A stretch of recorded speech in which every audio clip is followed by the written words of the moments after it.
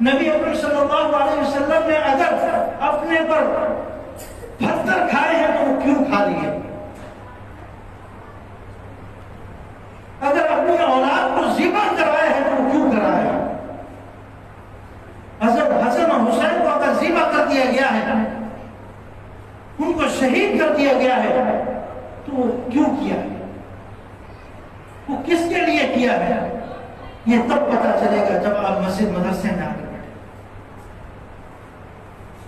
Doctor बनाने वाला आपको ये नहीं बताएगा, एक इंजीनियर बनाने वाला आपको ये नहीं बताएगा,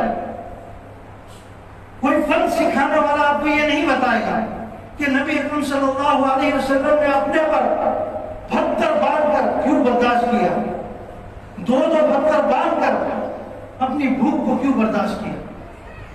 ये किसके लिए? मेरे और आपके लिए।